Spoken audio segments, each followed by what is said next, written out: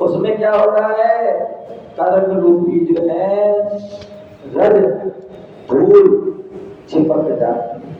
क्या हो जाती है? कर्म रूपी जो है चिपक जाती है। इसी प्रकार जैसे हम जो है दरवाजे से हम आए, अंदर आ गए, आश्रय हो गया, और फिर सब आकर के बैठ गए। क्या बैठ गए? हॉल में बैठ गए। पुरुष भी है, महिला भी है, सभी हैं, महाराज भी है। ये क्या हो गया? ये बंद हो गया, बंद हो गया। और धीरे धीरे धीरे धीरे जो है हॉल क्या हो गया? भर गया। क्या हो गया? भर गया।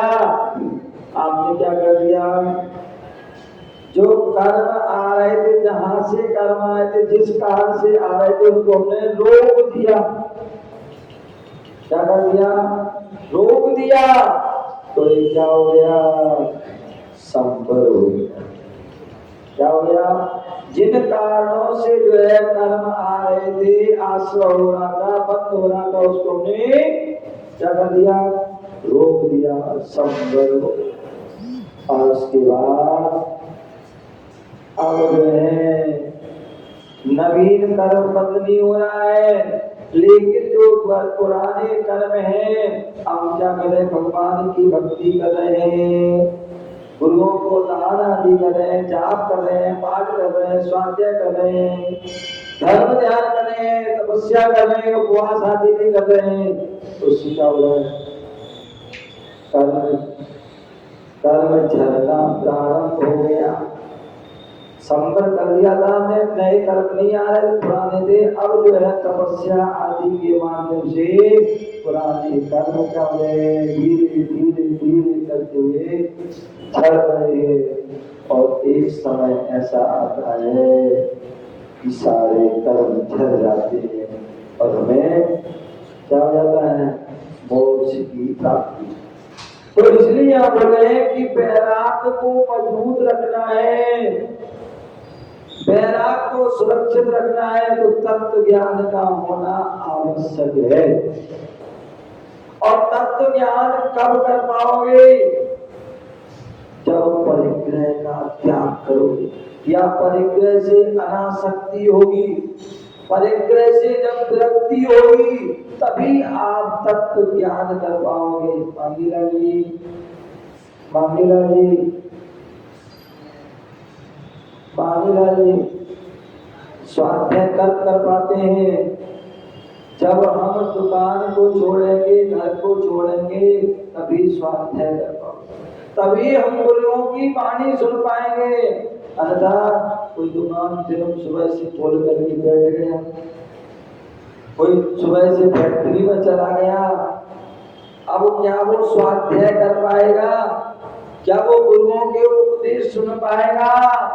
नहीं सुन पाएगा, क्योंकि उसे जो है परिग्रह में आसक्ति है, परिग्रह में उसको जो है आसक्ति है, परिग्रह की प्रति उसका इच्छा बहुत है।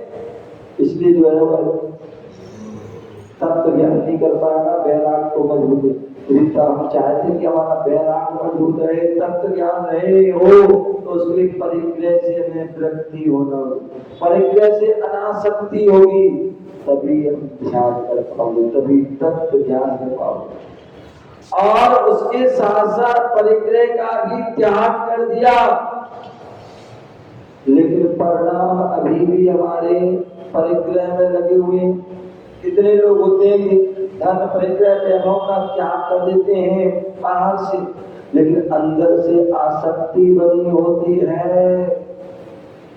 जब तक अंदर से आसक्ति नहीं जाएगी, जब तक अंदर से आसक्ति नहीं जाएगी, तब तक वह वास्तविकता में जो है हमारा परिग्रह त्याग नहीं हो पाएगा। तो इसलिए त्याग होना चाहिए। दूसरी बात, कैसी भी परिस्थिति आ जाए, कितनी भी प्रतिकूलता या अनुकूलता हो, चाहे शत्रु आ जाए, चाहे मित्र आ जाए, लेकिन फिर भी क्या हो? शांत भाव हो। क्या हो? अर्घावतारन असी प्रहारन में सदा समता रखे। यदि मुनिराज है, उनके ऊपर कोई उनकी पूजा करना है, अंग चढ़ा रहा है तो उसमें खुश नहीं होते हैं, और कोई असी से पार कर रहा है तलवार का तो उसमें दुखी नहीं होते। कितनी भी प्रतिकूलता है उसमें कूदते नहीं है, प्रतिकूलता में कूदते नहीं है, और अनुकूलता में भूलते नहीं। क्या